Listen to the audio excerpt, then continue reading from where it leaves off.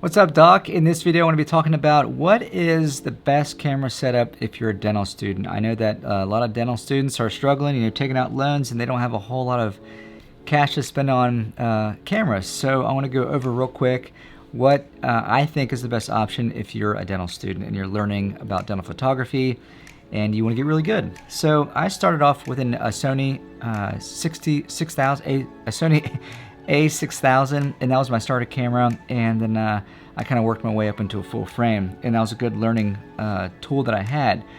Now there's Canon, there's Nikon, there's all kinds of other camera manufacturers, but from my experience, I've played with a Canon and a Nikon, and I just didn't like the menu system because you have to hold down a button and then hold down another button and then make a settings change, and I wasn't really into that. With Sony, it's pretty straightforward. You just go into the menu system, make the settings change, and just take the photo, and that's what I like about it. And Sony is the industry leader when it comes to mirrorless cameras, so that's the way it's going, and that's the way to future-proof yourself when it comes to dental photography.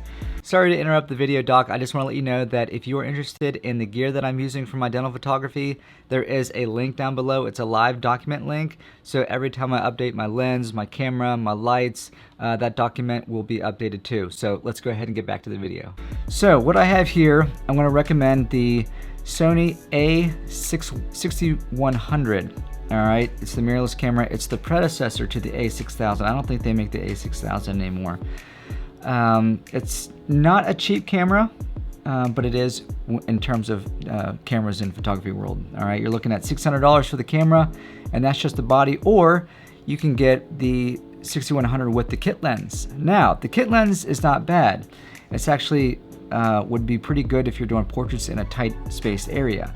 Okay, if you have probably at least 10 feet, then I would say just get the body and get this Sigma 56mm E-mount for the 6100.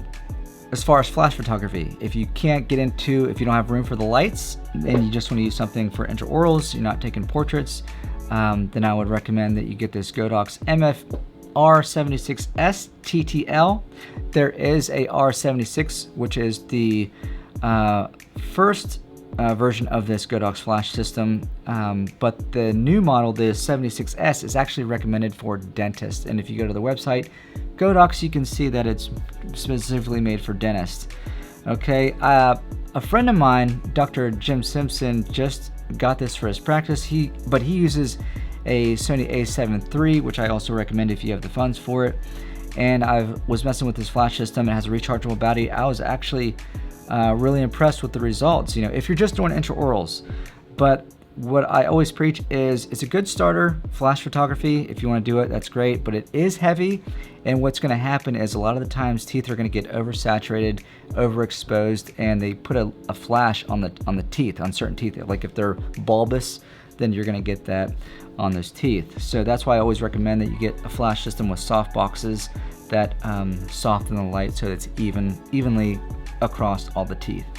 But if you're starting out, it's a great flash system. I think you'll like it. All right. So if you're just going to do, let's say, these three items, Sigma, the Sony, and the Godox, which is all you need to get started, you're looking at a total of $1,286 plus tax, of course.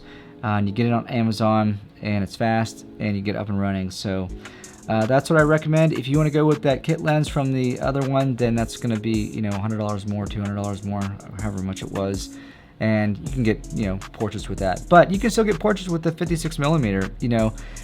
When it comes to crop sensors, when you look at these lenses and you're dealing with APS-C sensor sizes, what you see when you look at these Sigma 56mm, it's actually equivalent to a full frame, which is like 1.5 times 56.